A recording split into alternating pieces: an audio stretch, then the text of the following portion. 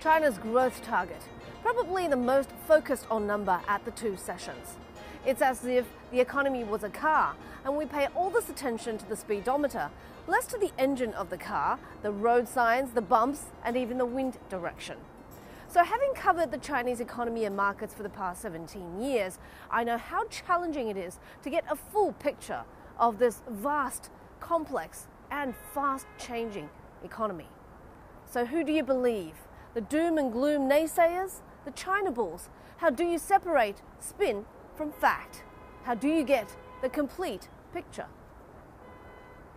By all accounts, there is a slowdown in the $13 trillion Chinese economy. Auto sales are down. About a third of Chinese listed companies said profit fell in 2018. Property sales are easing. On the personal spending front, Chinese New Year spending growth slowed to single digits. It needs to slow down. Look at the traffic congestion that I'm seeing right next to me on the Third Ring Road. There are environment concerns, empty apartments bought for speculative appreciation around the country, rising debt piles that just have had the warning sign taken off. But China is also an economy with enormous resilience, thanks mostly to people who are hardworking and entrepreneurial. To get a better feel for the economy, sometimes you have to see, touch, and even smell what's going on. So here I am at an average suburban Beijing fresh food market. All around me, you see this incredible diversity of fresh food. That's as people's incomes go up, including that of farmers, and they demand more premium quality food. The variety of imports is amazing. We're talking about bananas from the Philippines, avocados from Mexico, and so on. Then there's the availability of fintech.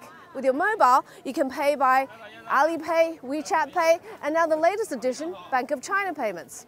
So how do these millions and millions of small vendors get their payment system set up? Well, China's internet entrepreneurs happen to be the fastest and hardest working in the world. Entire tech trends can pop up, flourish, and sometimes go bust within the space of a few years. So how do international investors feel about the China consumption story? Well, just look at the past few weeks. The first Shake Shack store, the first Tim Hortons coffee, both opened in Shanghai.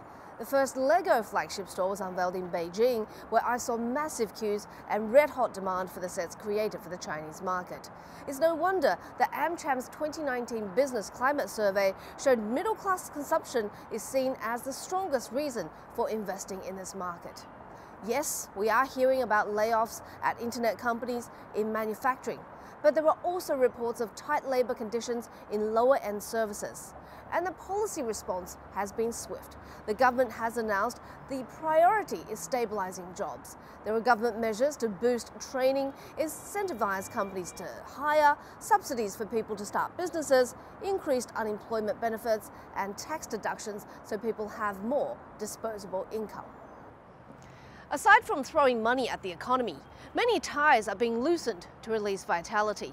We'll see more sectors open to private and international investors. In oil and gas, BP just opened its first petrol station in China in joint venture with a private refiner. United Family Hospital sees more expansion flexibility in China now that healthcare is off the negative list and onto the encouraged list. Much more financing will go to smaller and private companies. During the two sessions, we'll hear a lot more about that, consumers and businesses' pain points and solving them. With each headline about the China economic slowdown being more alarming than the next, and skepticism about official data creating more confusion, put it into perspective. Where will China be in 5 years' time? How do its challenges compare to other countries?